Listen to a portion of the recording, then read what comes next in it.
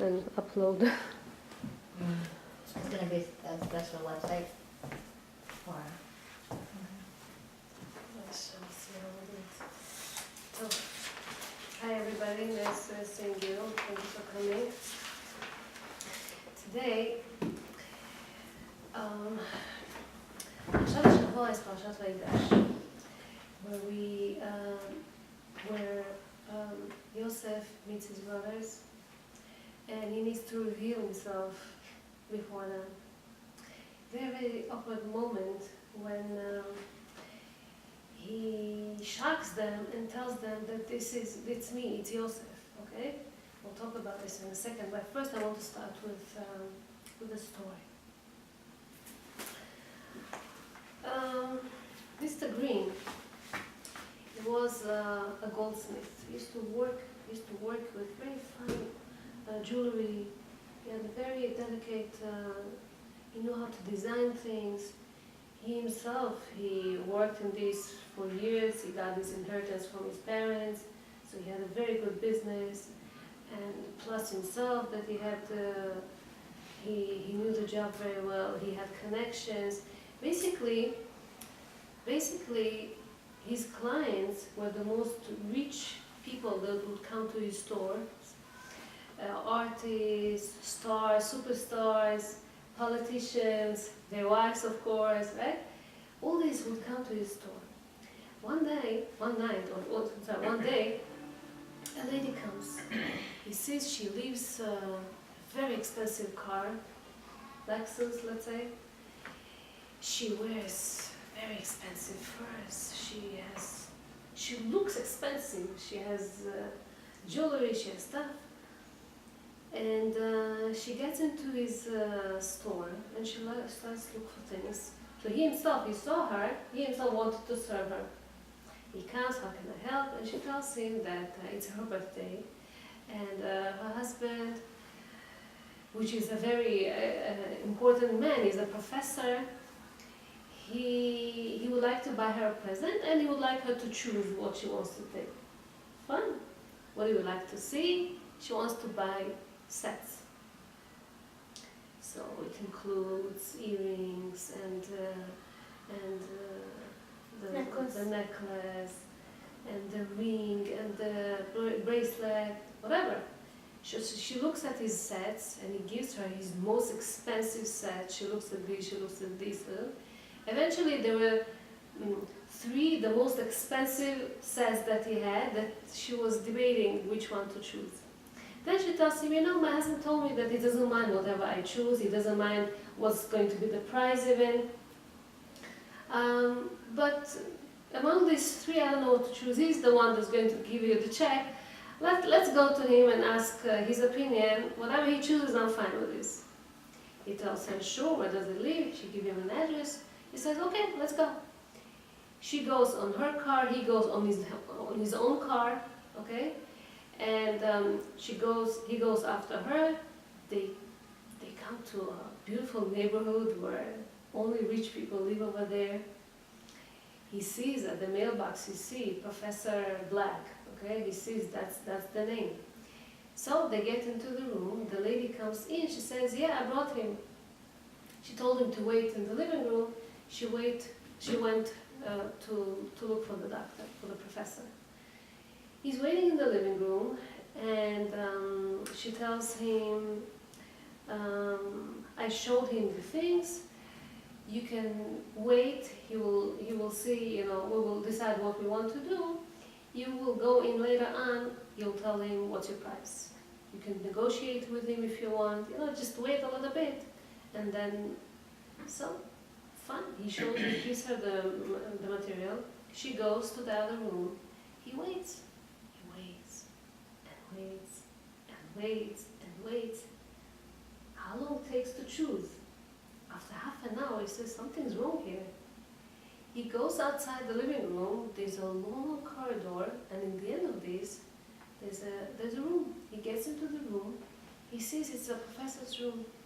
Many books, a lot of shelves. He has a nice desk. He comes to him as a very old man. He says, that's her husband? Professor Black? Yeah, it's me. Who are you? He He says, I'm Mr. Green. I'm the goldsmith. The lady, she took my jewelry and I wanted to know if you decided or anything. He says, oh, it's you, Mr. Green. Come on, sit down. She told me you will come. She told me already everything. What did she tell you everything exactly? She told me that you're going to come. Tell me, what's the problem exactly? He says, what's the problem? There's no problem. She took money from me. She took jewelry. I need the money. Yeah, that's what she told me. She told me that there's this crazy man that goes all over town and claims that you claim that she took $1 million from you and she sent you to me. I told her I cannot really give you some magic medicine or anything. I need to see you first, I have to talk to you first, I have to see what's your problem, this and that. He was in shock. He heard that. At that moment, basically he realized that there was a scam over here, that this lady took this jewelry and ran away. Go find her now.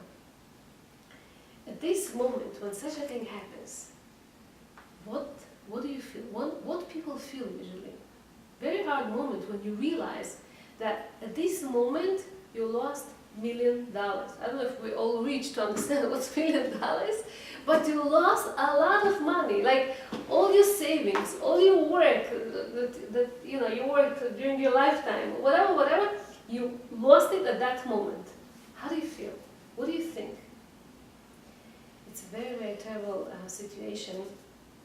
And basically, that's what happens when Yosef tells his brother, Ani Yosef.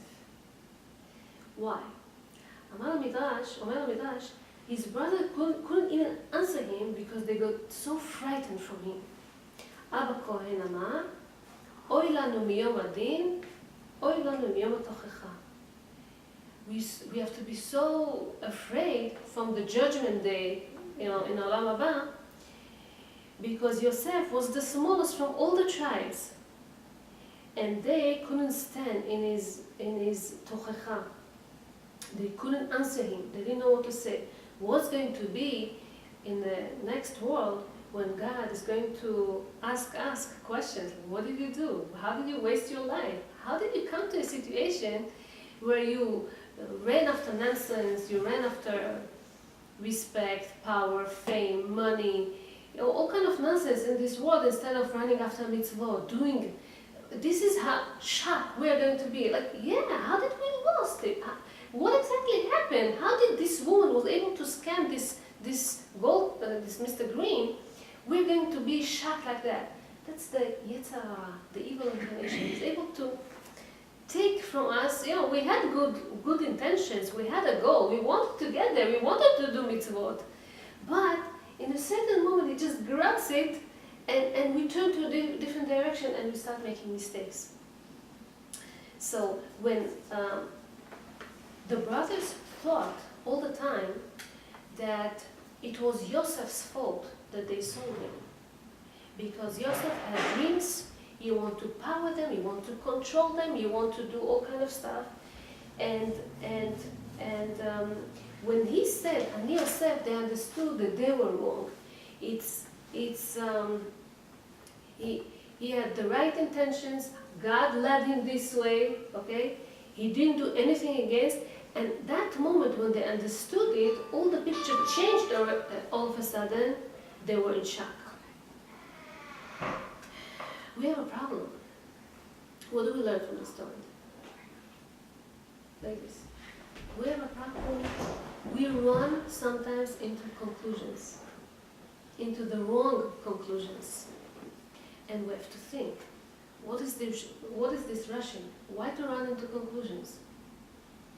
I'll give you an example. A guy wanted to learn to get into a new yeshiva, right? So the Rosh Yeshiva gathers all the new members of the yeshiva, of the new Bachurim, the new guys, and he makes a special shiur for them, kind of to know each other. So they get together, and all of a sudden he gets embarrassed, and for some reason he starts laughing. He laughs. And students look at him, the Rosh Yeshiva looks at him. It's weird, like, why are you laughing? Okay, come down, come down, come down. And he can't. He bursts into laughing, laughing. He cannot control himself, he cannot stop, he doesn't know what to do.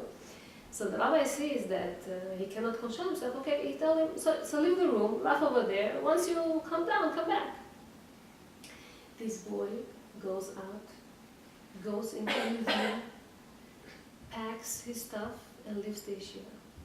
It says that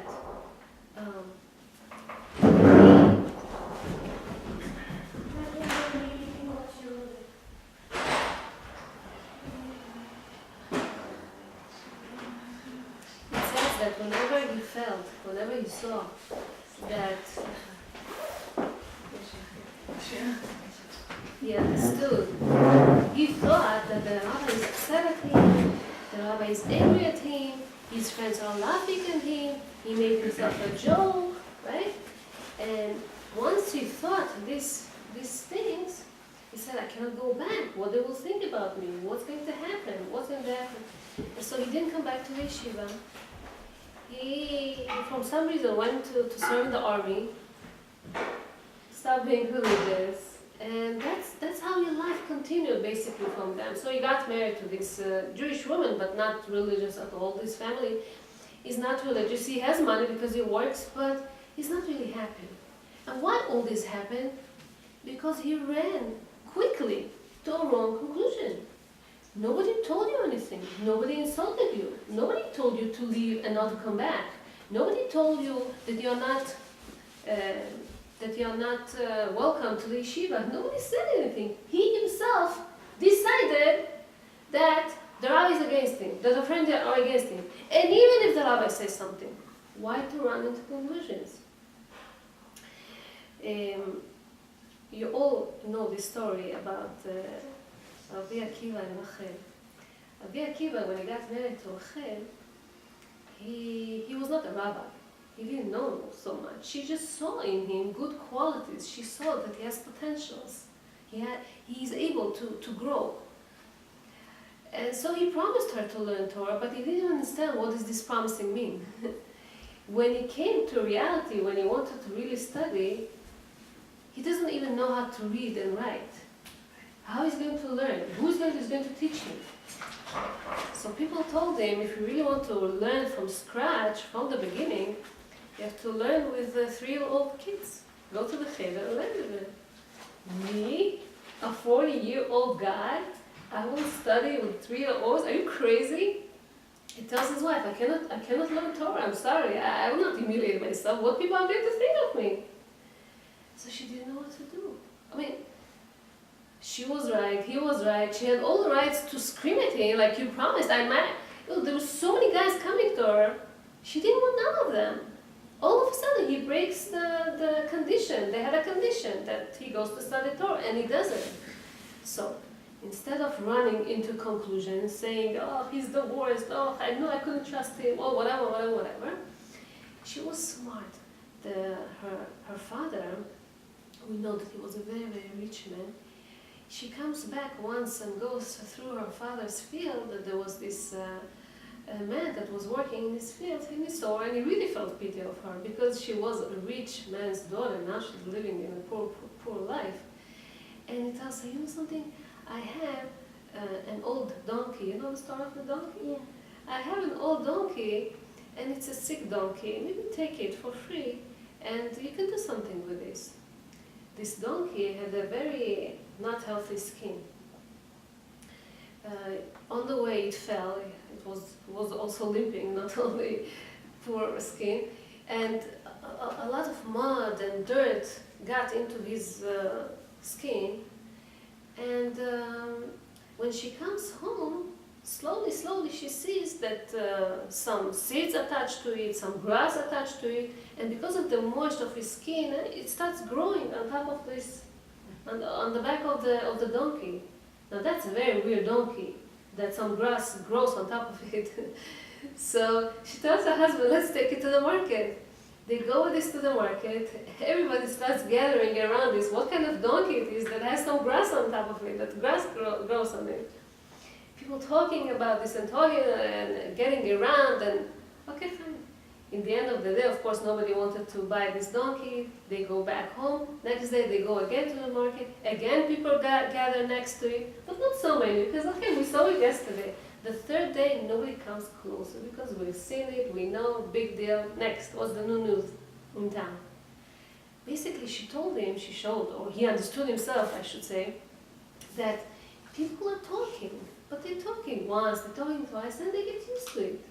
If he runs to conclusions, he says, that's it, that's not for me, so we won't have Rabbi Akiva, right? Let's say you did come, Baruch Hashem, from a very, very good family, you have good qualities, you learned in the college, you're a good girl, right? And you get married with this guy, he's also comes from a nice family, finished college, has money, whatever. But then, from some reason, you don't get along. What kind of arguments, what kind of there, or he has bad friends that influence on him. You tell him, either me or your friends. Okay? You cannot live together. Anything we want, any agreement we come to, your friends come, they control over you, and we cannot live like that. So be realistic.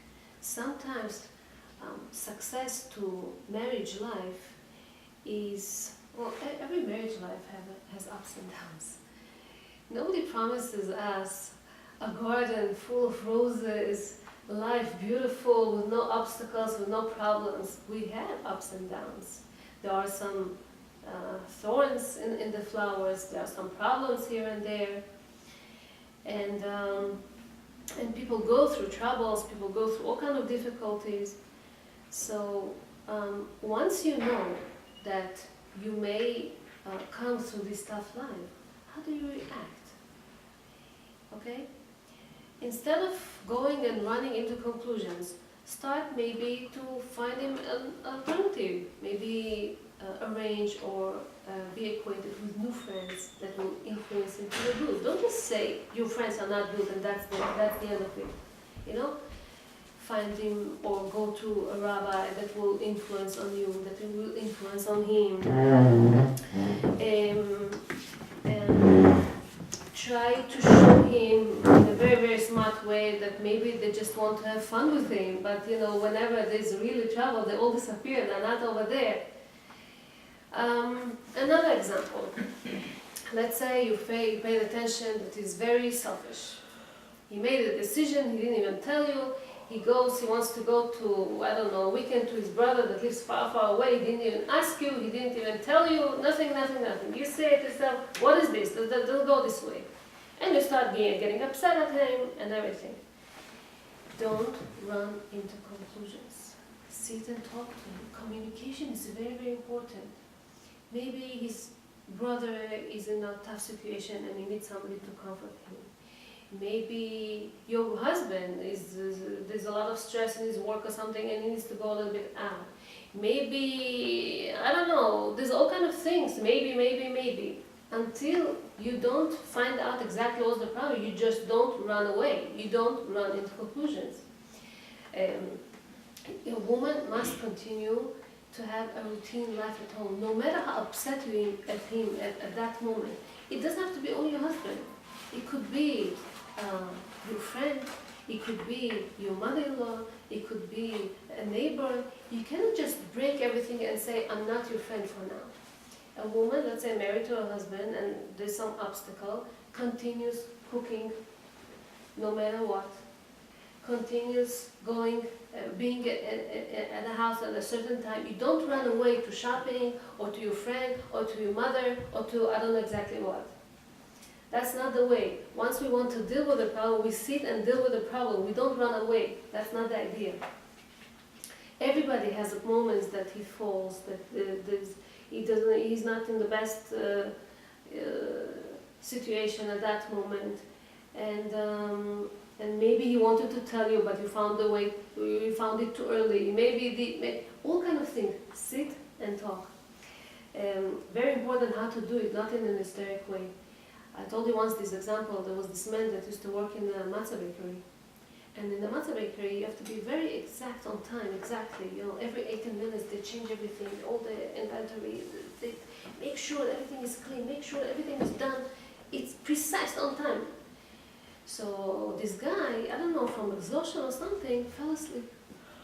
The rabbi comes. The rabbis are coming for checkup, for checking everything to see if everything is okay, and they see that he fell asleep. So if that rabbi would start screaming, "What happened to you? Because of you, all this matzah not kosher, we have to throw away everything." Yes, they will lose a lot of money. They will lose all these things. You know, it's very expensive matzah, we know, and all because one person was mad at that moment. But if you would come in and ask him, so what exactly was the time that you fell? I don't know, people cannot really know when, but how long you think? Ask him in a gentle way, so he thinks a little bit with logic, not fear to answer, or not because he's hysteric. You know, you can come to a right answer sometimes. One of the ways of the Yetzer Hara is to create a confusion. He wants you to lose control. He wants you not to think about what you're saying. And once you lose your control, you know, let's say if it's a man with his boss, or a girl in the classroom, she's mad at her teacher, okay? So she leaves the room, she doesn't care what she says, she closes the door, she slams the door. This girl, when she does this, man that does it to his boss when he leaves the office with anger, a woman that does it at home to her husband, a girl that does it to her mom, or whatever it's going to be, very, very hard for them to go back to ask for forgiveness. Now, think a second before you do it, you know? Once you think and you don't do this dramatic act, it's going to be much easier to talk about this. So yes, I didn't make a mistake. Or, you know, like, why did you do this? Or what was the problem exactly?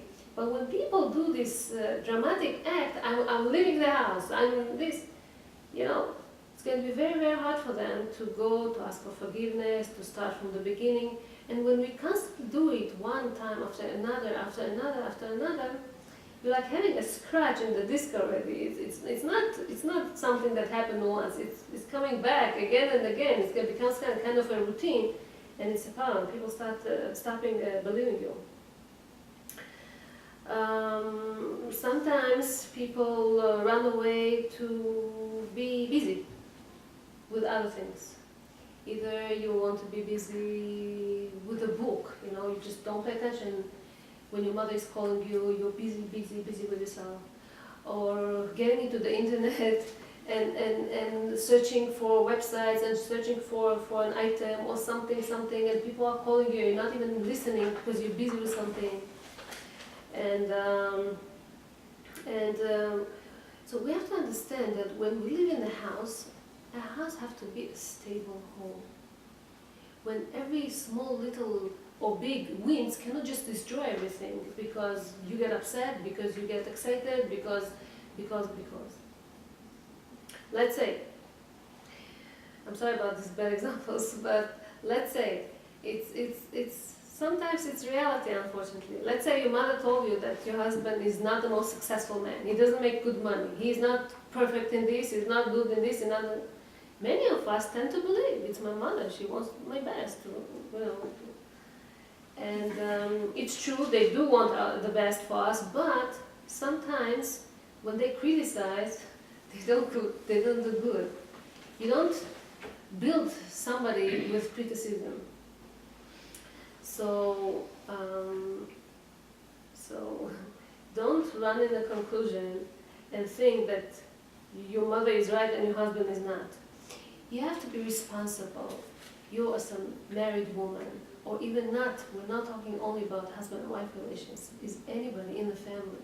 You have to be responsible when your brothers, when your sisters, when you cousins, whatever it is. You're responsible for making sure that you have good connection. Try to help him save if you can do it. Try to support him when you can. Try to help him in all kinds of ways, whatever you can do to help him become this successful man. And it's all in your eyes. If you feel that he is successful, he will be. You have to be faithful for him, to him. What do I mean by faithful?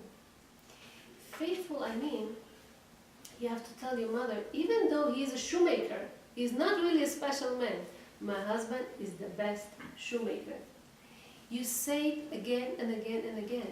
And once you keep saying it, and you start to believe in this yourself, you start to look at him in a different way. It's very important because it's all in our eyes, how we look at these things. Faithfulness does not depend on how upset you are, how excited you are. It's supposed to be there all the time, always. And see, Michal was a daughter of a king, a daughter of Shaul HaMelech. And she gets married to David. David was very young at that time. He was not known to everybody at that time that he is the king now. And her father is chasing her husband. Where exactly she stands? It's so hard situation for her now, because her father wants the head of her husband. Who should she help to? What should she do? It says that she was so faithful to David HaMelech, to her husband. He didn't care. She didn't care if it was her father that wanted his head. She would help her husband no matter what. Even though it was very, very hard. She was raised to believe that whatever the king say, you have to listen, you have to believe, you have to obey. That's the king. That's the king of the Jewish nation. She helped her husband. This is faithfulness, ne'emanut. Another example, God forbid, your husband, let's say, doesn't want to write you to add your name to the deed of the house, to the whatever. And you start screaming right away. What does it mean? We live in America. It's not in the third world. How come? That's not fair. What does it exactly mean? He doesn't trust me. He doesn't like me. He doesn't know who he thinks he is. He's a control freak. Right away, and you think you can start screaming, calling names, saying all kind of things, even though you have the right. Okay? So it says in Masechet Shabbat, what are the things that, God forbid, can bring a person to be poor if he's not so careful with Netilat Yadayim, and if his wife curses him in front of him? See how careful we have to be. Wait, you said 3 things? Two. One of these things are if he is not careful with the Netilat Yadayim, and if his wife, God forbid, curses him in front of him. Because words are not a game. We have to be very, very careful what we say and how we say. A seed, when you plant it into the ground, sometimes it takes a long time until something comes out of it. But meanwhile, it gets rooted. You know? You say a word, right? And you forgot about this. After an hour, you forgot about this. But the strength of the word stays, and it gets rooted, and it gets developed. And God forbid, if woman says, if you're not going to put it on, we're going to divorce. Don't say this word, never, never, never, because once you say this kind of thing, yes, you don't believe in this at that moment. You don't think you'll get it there. But slowly, slowly, you say it once, you say it twice, you say it 3 times, it becomes a possibility. Because it gets developed in your mind. You start thinking about this. So what could be the situation? Well, you start thinking about this. And that's not right. That's not the way. Children also, sometimes they're small kids. You say to yourself, what they understand. But then they don't understand maybe every word that you say, but they feel the tone of your words. They feel the atmosphere of the house. They see the resentment. They feel the negativism that is there between husband and wife, and they collect it, they get it. Yes, my daughter asked me, are you angry, Mom? I know. Are you upset at us? And she's only 4 years old. No. There was this man that was. Tone, They feel, they're smart, they know, they're very sensitive readers. A man was looking for a chatan for his daughter, right? So they said, one of the shatchanim, one of the matchmakers says that he found him a very good guy, he has a very good name, and comes from a very good family, he learns beautiful, good qualities and everything. Fine. So he asked to see him and asked him a few questions before he let him meet his daughter. And so suddenly he starts asking him questions. He tells him, how is your yeshiva? And he tells him, why do you care? You have boys now, you want to put them into school? Or why are you asking me what kind of yeshiva? What is this? Okay, maybe it's an explosive issue or something. So he tells him, I'll talk about weather, what could be wrong with weather? It's a bit hot today, right? How you feel hot, he tells him. He says, why are you asking me if it's hot today? Are you selling air conditioners or something? He says, okay, fine, maybe it is an explosive issue. So he asks him, how many kids or how many boys are in your yeshiva? No, it's not a bad question, right? He tells him, do you have any do you have more daughters to get married? What is these questions? He was so upset that the man, he didn't want to look at him anymore, whatever, he dismissed him. So the matchmaker, he calls the guy afterwards, he said, why are you so upset? What exactly happened there that he was upset that I sent you to him? What was wrong? He said, listen, that's my first meeting. I never met girls with my first date. And I never did this before. And I went to my mashgiach and asked him, what should I do? I don't know, I never did this thing. He said, don't worry, be natural, speak the way your parents speak. That's the way. You got the answer, right? Speak the way your parents are speaking. So, if we talk about money, here's another example how women, smart women, know how to deal with money issues. So a woman speaks about her mother very highly. She says that her parents were Holocaust survivors. They came to Israel right after Israel was established, right after the Holocaust. And the father and the mother had a big, big difference in the years. He was over 50. She was more than 20 years younger than him. So when he came to Israel, with whatever he went through very, very tough life. He was sick, he couldn't really work, he would stay at home basically in his bed, and he didn't go to work. The wife, though, was very successful. She was talented. She found a very good job. She brought very good money, and everybody liked her. She was very successful. Why she admires her mom? Because whenever she comes, she brings the salary. First, she gives it to her husband. You take care of it. I know that you're very good with math, and you can calculate everything. You take care of it. So he takes care of it. She was very smart. She made him feel special. She made him feel important, better than her, in calculating and stuff like that.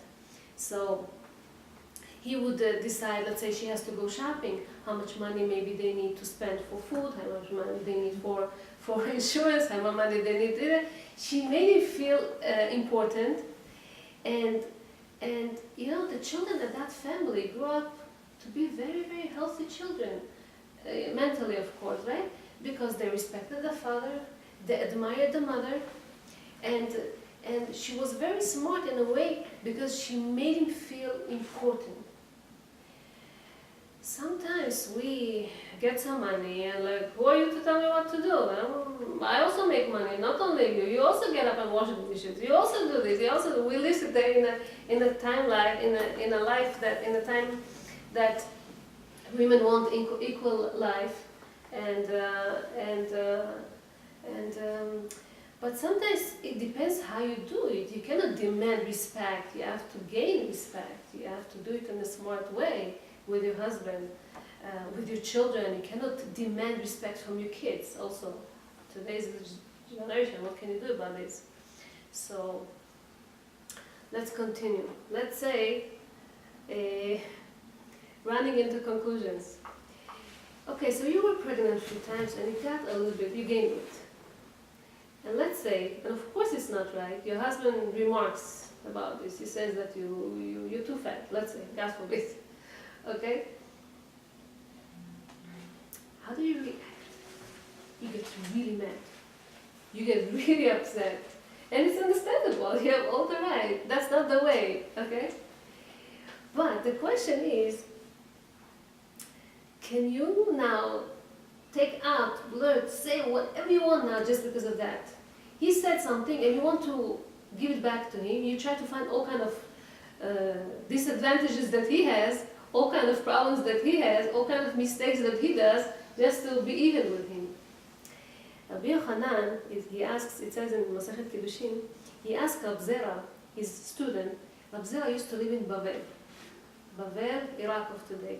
Rabbi Yochanan was in Israel, so he asks him, "Ezo miyucheset etzlechem? Who is the girl? Who is the best girl in your town, wherever you come from Bavel?" And he tells him, "Kol shehi shatkanit, yadua shemiyucheset היא. ומי ששתקנית יותר, בידוע שהיא מיוחסת יותר. The more she is quiet, the better she is." Today we don't know these things anymore. Upside down now. No, he says the more she's quiet, you know, she is the more מיוחסת, she's better. Rabbi Yochanan was the Gdol Adon, was the biggest rabbi at that generation in Israel. And Rab Zera comes from Bavel, and Rab Zera, he says, so what if your daughter is the biggest? So what if you are the biggest rabbi? For us, that's not the indication. For us, the more the girl is quiet, the better she is. That's how it used to be time ago. Basically, be careful. Don't talk when you have to be careful what you say. So Chafetz Chaim says, you know, we don't speak lashon hara. We don't speak about other people. But sometimes if you're not going to talk anything, you're going to just get out of your mind. It's so hard not to talk to anyone because it's not